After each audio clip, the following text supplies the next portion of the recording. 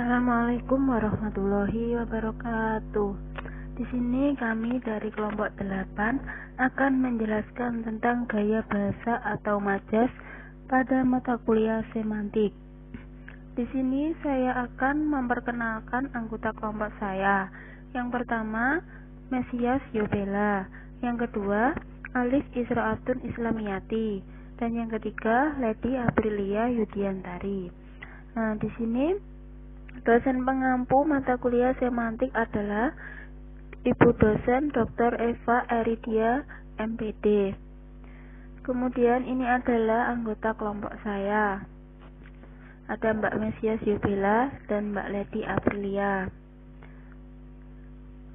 Yang pertama, saya akan menjelaskan tentang pengertian gaya bahasa atau majas. Gaya bahasa atau majas adalah bahasa yang digunakan penulis untuk menyampaikan sebuah pesan secara imajinatif dan kias. Kemudian, gaya bahasa atau majas itu terdiri dari 4 macam. Yang pertama, gaya bahasa perulangan. Yang kedua, gaya bahasa perbandingan. Yang ketiga, gaya bahasa pertentangan. Dan yang keempat, gaya bahasa pertautan. Kemudian, saya di sini akan menjelaskan gaya bahasa perbandingan. Perkenalkan, nama saya Alif Israatun Islamiyati. Nah, gaya bahasa perbandingan ini adalah merupakan gaya bahasa atau majas yang menggunakan kata perbandingan baik secara eksplisit maupun implisit, sehingga memberikan efek penghayatan dan nilai sastra yang tinggi pada sebuah kalimat bagi pembacanya atau lawan bicara. Nah, macam-macam majas perbandingan ini ada 18 macam. Yang pertama, majas personifikasi. Yang kedua, depersonifikasi. Yang ketiga, metafora. Yang keempat, simil. Yang kelima, alegori. Yang keenam, antitesis. Dan yang ketujuh ada pleonasma. Kemudian yang kedelapan, tautologi. Yang ke-9 perifrasis, yang ke-10 antisipasi atau prolepsi, yang ke-11 koreksi atau epanortosis, dan yang ke-12 ada sinestesia. Kemudian yang ke-13 antonomasia, yang ke-14 hiperbola, yang ke-15 asosiasi, dan yang ke-16 ada akronim, yang ke-17 ada perifrasis, dan yang ke-18 ada tropen. Majas personifikasi adalah majas yang melukiskan suatu benda dengan memberikan sifat-sifat manusia kepada benda-benda mati, sehingga seolah-olah mempunyai sifat seperti manusia atau benda hidup. Nah, contohnya ada 2. Yang pertama, baru 3 km berjalan, mobilnya sudah batuk-batuk. Kemudian yang kedua, kuas itu menari lincah di atas kanvas yang dilukisnya. Nah, penjelasannya, batuk dan menari merupakan suatu hal yang dilakukan oleh manusia.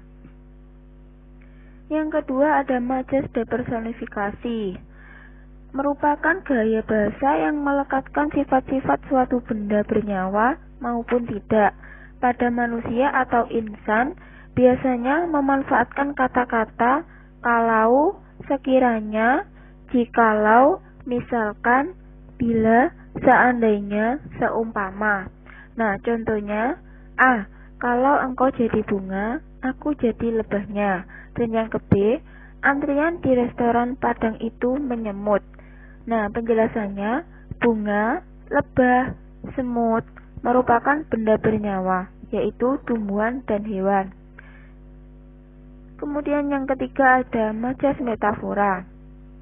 Adalah majas yang menggunakan kata-kata yang bukan arti sebenarnya atau kata kiasan berdasarkan persamaan atau perbandingan untuk melengkapi gaya bahasa.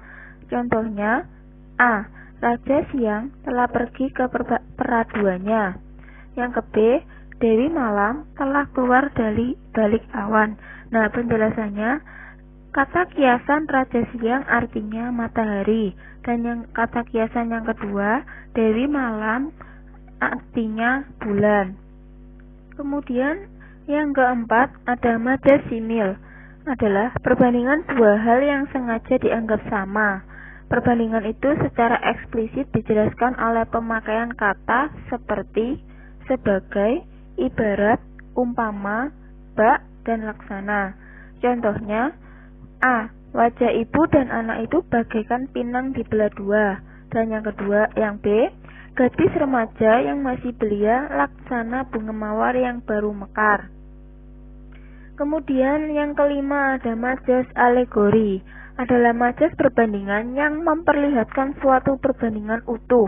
Perbandingan itu membentuk kesatuan yang menyeluruh.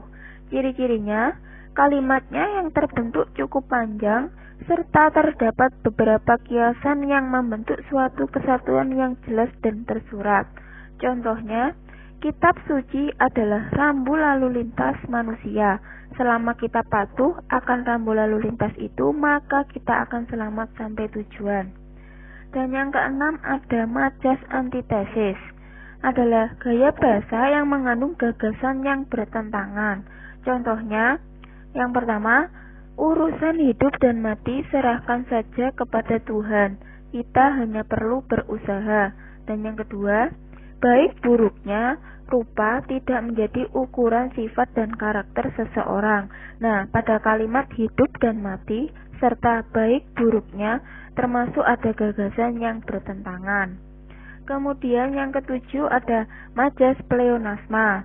Adalah majas yang berfungsi untuk menegaskan arti suatu kalimat dengan menambahkan frasa yang berlebihan dan menggunakan kata keterangan tambahan yang sebenarnya keberadaannya tidak dibutuhkan. Nah, contohnya, para ibu-ibu arisan sekalian diharapkan kehadirannya tepat waktu. Nah, di situ terdapat penjamaan secara berulang dari kata para, ibu-ibu, dan sekalian.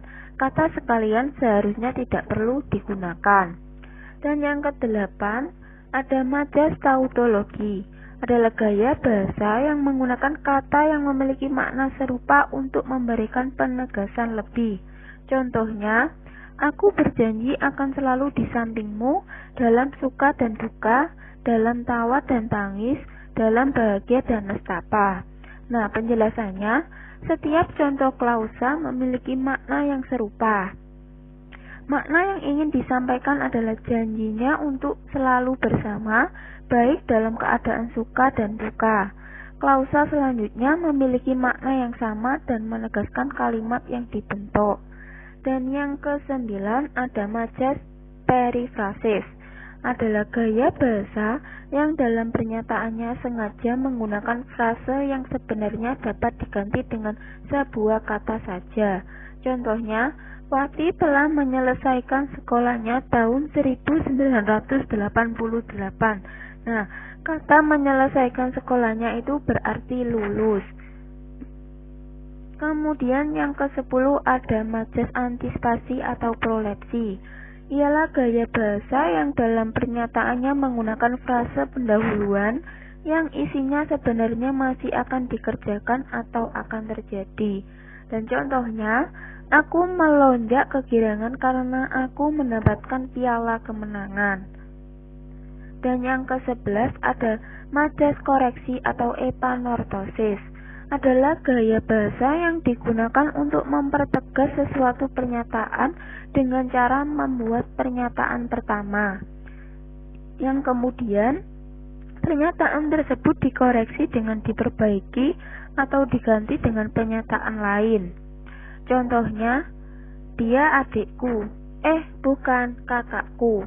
Dan yang kedua, silahkan Riri maju, bukan, maksud saya Rini. Dan yang ketiga, hari ini sakit ingatan, maaf, sakit kepala maksudku.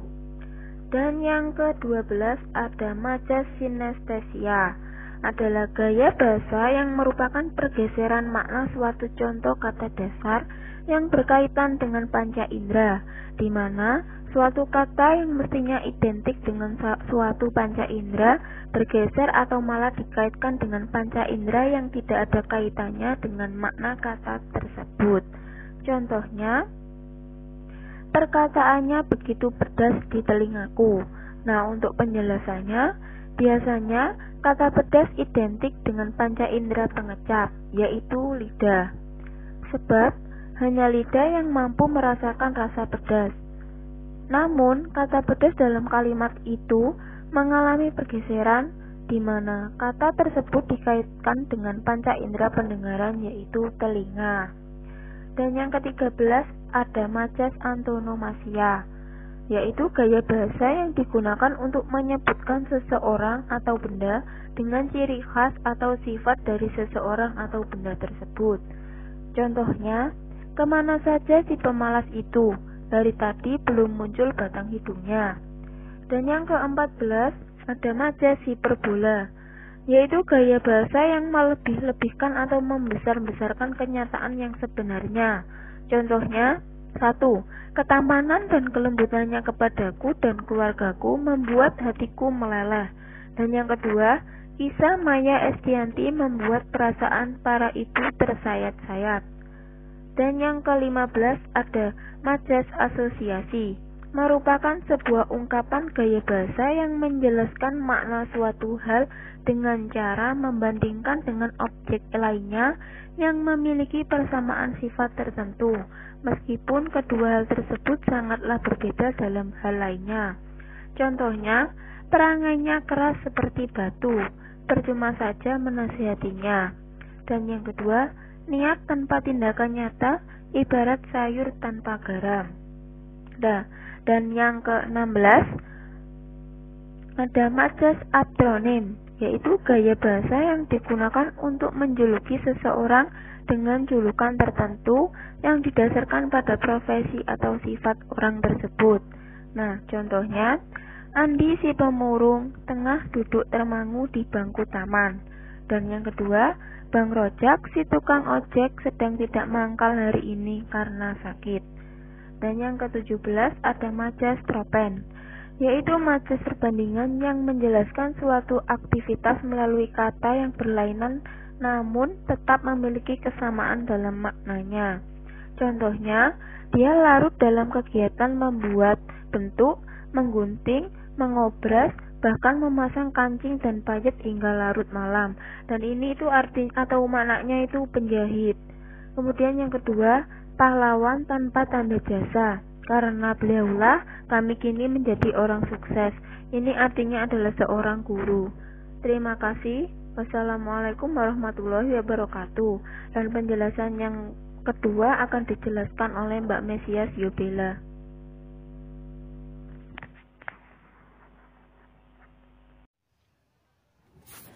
Gaya bahasa pertentangan terbagi menjadi 18 macam. Yang pertama, ironi. Ironi adalah gaya bahasa yang berupa pernyataan yang isinya bertentangan dengan kenyataan yang sebenarnya. Contoh, makanmu sedikit sekali. Yang kedua, oksimoron. Oksimoron ialah gaya bahasa yang berupa pernyataan yang di dalamnya mengandung pertentangan dengan menggunakan kata-kata yang berlawanan dalam frase atau dalam kalimat yang sama.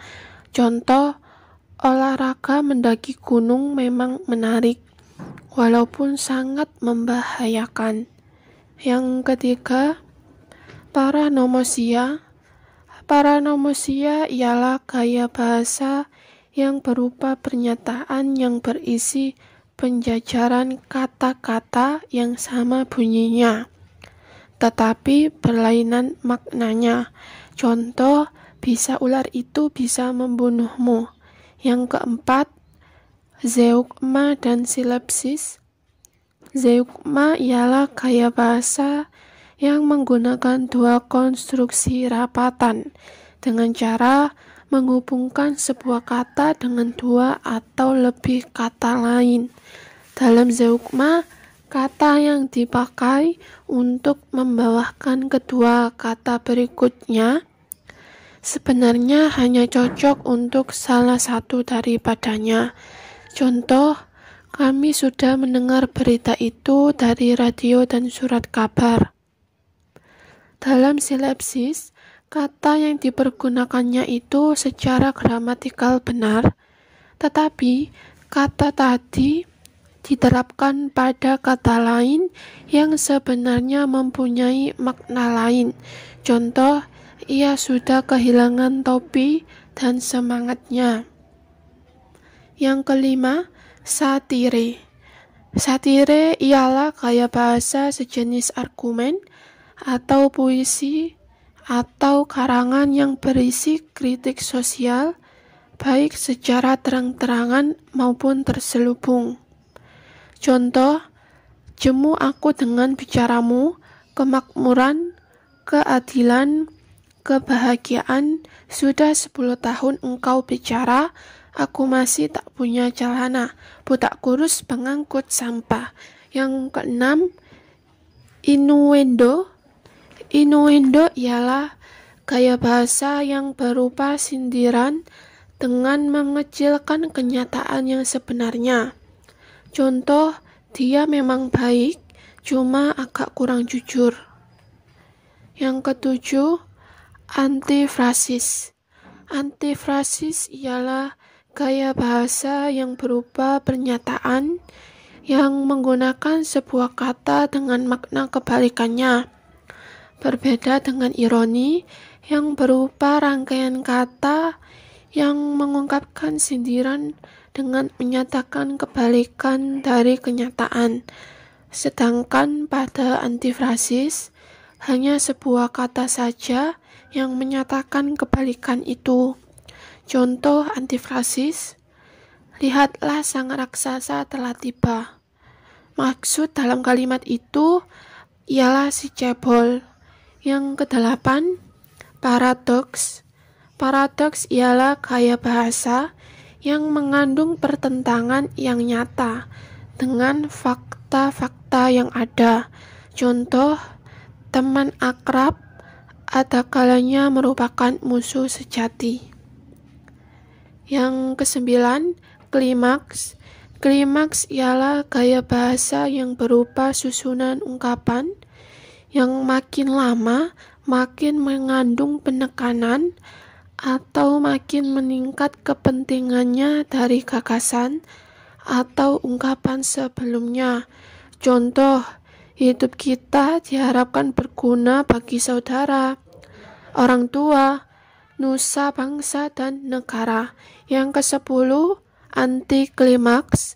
Antiklimaks ialah suatu pernyataan yang berisi gagasan-gagasan yang disusun dengan urutan dari yang penting hingga yang kurang penting. Contoh, bahasa Indonesia diajarkan kepada mahasiswa, siswa SLTA, SLTP, dan SD. Yang ke-11, apostrof. Apostrof ialah gaya bahasa yang berupa pengalihan amanat dari yang hadir kepada yang tidak hadir. Contoh, wahai Dewa yang agung, datanglah dan lepaskan kami dari cengkraman Durjana. Yang ke-12, anastrof atau inversi. Anastrof ialah gaya bahasa retoris yang diperoleh dengan membalikan susunan kata dalam kalimat atau mengubah urutan unsur-unsur konstruksi sintaksis. Contoh, diceraikannya istrinya tanpa setahu saudara-saudaranya. Yang ke-13, apofasis. Apofasis ialah gaya bahasa yang berupa pernyataan yang tampaknya menolak sesuatu, tetapi sebenarnya justru menegaskannya. Contoh, sebenarnya saya tidak sampai hati mengatakan bahwa anakmu kurang ajar. Yang ke-14, histeron proteran. Histeron proteran ialah gaya bahasa yang isinya merupakan kebalikan dari suatu yang logis atau kebalikan dari sesuatu yang wajar. Contoh, jika kau memenangkan pertandingan itu, berarti kematian akan kau alami. Yang ke-15, hipalase. Hipalase ialah gaya bahasa yang berupa sebuah pernyataan yang menggunakan kata untuk menerangkan suatu kata yang seharusnya lebih tepat dikarenakan kata yang lain. Contoh, ia duduk pada bangku yang gelisah. Yang ke-16, sinisme. Sinisme ialah gaya bahasa yang merupakan sindiran yang berbentuk kesangsian, yang mengandung ejekan terhadap keikhlasan atau ketulusan hati. Contoh, Anda benar-benar hebat sehingga pasir di gurun Sahara pun dapat Anda hitung.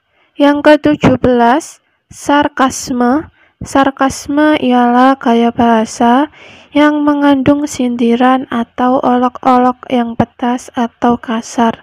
Contoh, kau memang benar-benar bajingan. Yang ke-18, okupasi. Okupasi adalah gaya bahasa yang mengandung pertentangan tetapi diberi penjelasan. Contoh, dulunya dia bandel, tapi sekarang baik. Perkenalkan, nama saya Lady Aprilia Yudiantari. Di sini saya akan membahas tentang gaya bahasa pertautan.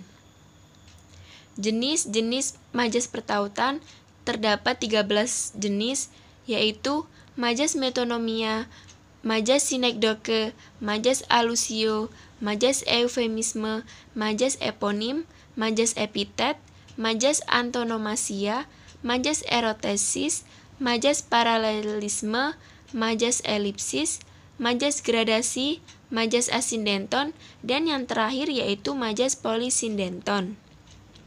1. Majas metonomia. Majas metonomia adalah ungkapan gaya bahasa yang menjelaskan suatu hal dengan menggunakan nama yang secara konvensional telah melekat dan identik pada hal tersebut. Majas ini digolongkan ke dalam majas perbandingan jika dilihat dari sisi bentuk serta penggunaannya. Terdapat 3 contoh, yakni yang pertama, saya melihat informasi lowongan kerja di perusahaan ini di Lampung News. Yang dimaksud di Lampung News itu perusahaan surat kabar. Yang kedua, kalau tabunganku sudah cukup, aku akan membeli Pajero Sport. Yang dimaksud yang akan membeli Pajero Sport itu kendaraan beroda 4 yaitu mobil. Yang ketiga, atlet andalan kita mendapat medali perak. Yang dimaksud medali perak yaitu mendapat juara kedua. Yang kedua yaitu majas sinekdoke. Majas sinekdoke dibagi menjadi 2, yaitu yang pertama, majas pars pro toto, ialah majas yang menyatakan sebagian dari suatu hal untuk menjelaskan keseluruhan dari hal tersebut. Contohnya yakni 1. Sudah 2 hari ia tidak menunjukkan batang hidungnya. Lah, batang hidungnya ini yang dimaksud itu adalah dirinya. Yang kedua yaitu setiap kepala dikenakan pajak. Yang dimaksud kepala di sini itu setiap kepala keluarga yang dikenakan pajak. Jenis majas sinekdoke yang kedua yaitu majas totem pro parte, adalah gaya bahasa yang menyatakan keseluruhan sebagai perwakilan dari sebagian terhadap suatu hal. Contohnya yaitu Indonesia kembali mempertahankan Piala Thomas. Yang dimaksud Indonesia mempertahankan Piala Thomas ini tuh yang dimaksud yaitu tim bulu tangkis Indonesia yang berhasil mempertahankan Piala Thomas. Yang kedua yaitu Jateng akan mempertahankan peringkatnya pada MTQ tingkat nasional. Yang dimaksud yang mempertahankan peringkatnya di Jateng yaitu tim MTQ dari Jateng. Yang ketiga yaitu majas alusio. Majas ini pada penggunaan kalimatnya mengungkapkan suatu peristiwa, perumpamaan atau tokoh tertentu yang secara umum telah dipahami atau diketahui oleh kebanyakan orang. Contohnya yaitu yang pertama, saya benar-benar berharap agar peristiwa berdarah yang terjadi pada 30 September 1965 tak terulang kembali di masa sekarang.